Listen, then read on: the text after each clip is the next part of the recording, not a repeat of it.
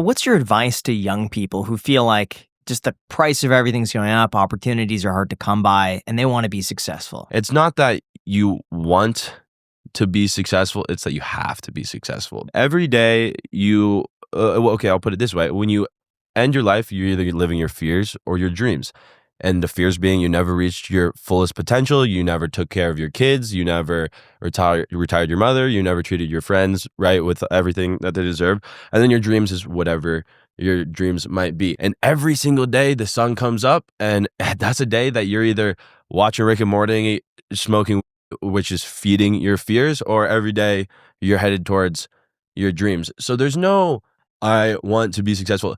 You have to, and all you can do is that day make sure that you're on the side of the dreams. It might not feel like you're making that much progress, but if you go to the gym that day, you get your meals in, and you spend time like alone with your thoughts, that's not much, but you're on your way to your dreams. Everyone thinks, how the am I gonna make $10 million? How am I gonna, I can't get a house because it's so expensive. And then they start thinking, this is a part of the reason being too smart is no good, because you're way over analyzing this massive problem, because the more you think about anything, there's a billion problems with it. But if you just make it super simple, today I'm gonna work out and spend time with my own thoughts, you're in the right direction. So don't take it so the problem is huge, but just chip away one day at a time. And you don't even need to think about the end goal of having a house every day. Like, you have that initial thought and you're like, all right, now that's on the pinboard. And every day we're just going to slowly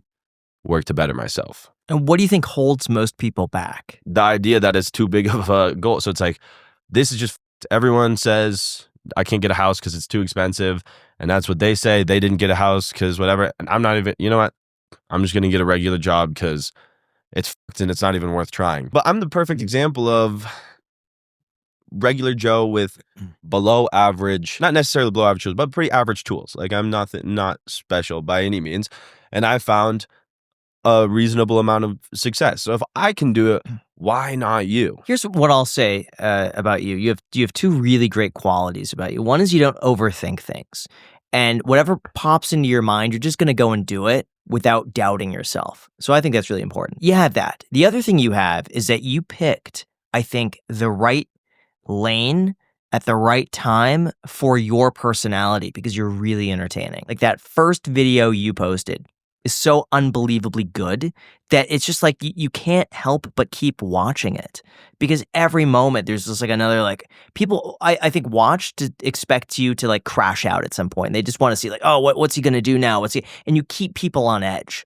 And you're really, really, really good on camera. Like, your hand movements and the way you speak, it's like, that's engaging. Like, it kept me up. I was driving late in the car, and your videos are getting me amped up at like 1 o'clock in the morning as I'm driving. I didn't know I was good at YouTube. I didn't know I was good at making content until somebody one day said, oh, you're funny, you should make a YouTube video. I've never met once in my entire life like a person that's not good at it, like a useless person. Everyone is phenomenal at least one thing, but people just don't know what they're sitting on. Like, inherently you're gold. You just think you're a piece of shit because you're embarking on all the wrong journeys, and then it's a negative spiral. You're going, like, the more you fail, the more you think you're a piece of shit. But you just need to try enough new things, and eventually you're gonna find that you're incredible. And that's what, like, I tell a lot of young people, like, you're not a loser, you're just not doing what you're meant to be. Everyone is top 1% at least one thing. Really, if you've ever worked a 40-hour week, that's not easy. Like, you know how to work really hard, but people don't give them that credit to themselves, because they're like, whatever, I only made $1,000 last week. I'm a piece. You woke up at 5 a.m. every day. I couldn't do that. You outdid me, even though I have more money than you. Outdid me in hard work, you know? So everyone has something. And what if they want to be rich?